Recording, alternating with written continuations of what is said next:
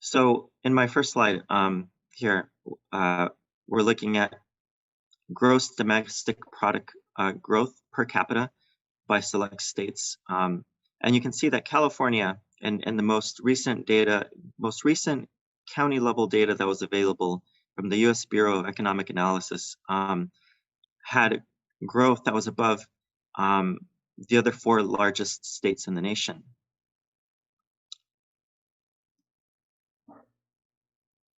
When we look specifically at regions, we can see that during the same time period, the Central Valley had the second greatest economic growth of all regions, second only to the Bay Area.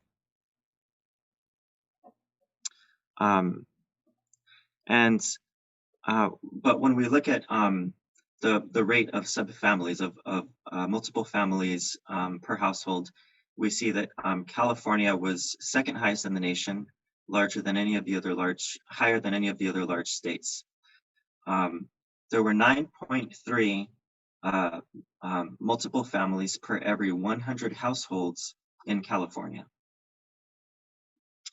The Central Valley had 10.7 subfamilies or multiple families per every 100 households.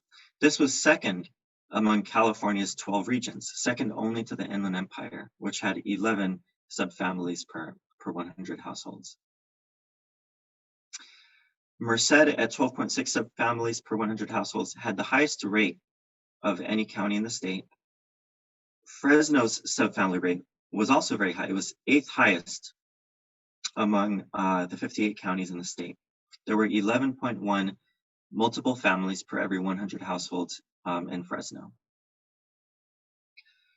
Now, this becomes important because California's home ownership rate is one of the lowest in the nation.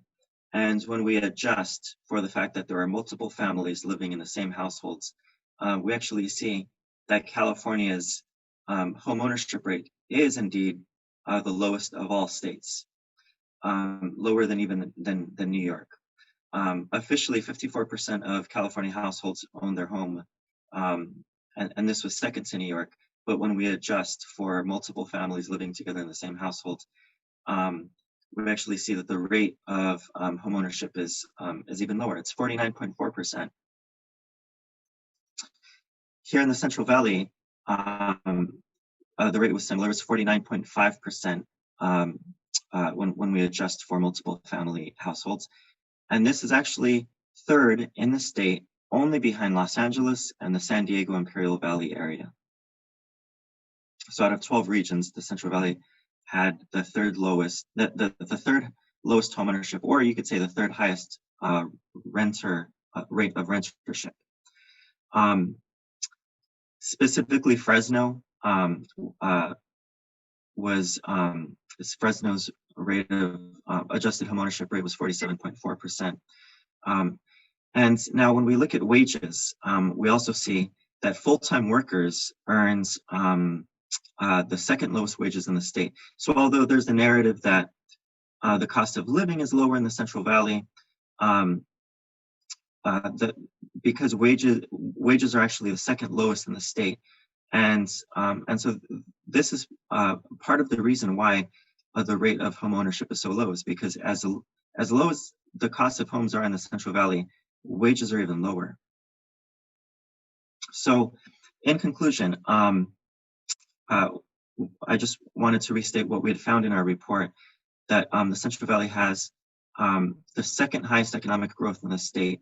Prior to the pandemic, it had the second highest economic growth in the state, but it also had the highest unemployment rate, the second highest multiple family rate, and the third lowest home ownership rate. A large number of the jobs that are in the Central Valley are frontline essential work in either agriculture or food processing, meat packing.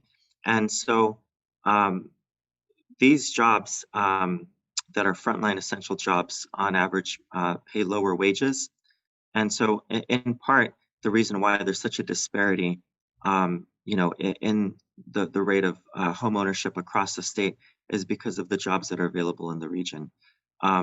With jobs in the food chain, it is very often that that workers cannot even afford to buy their own food. Um, a large percentage of people who work in agriculture or in food processing have to subside on food stamps. Hello.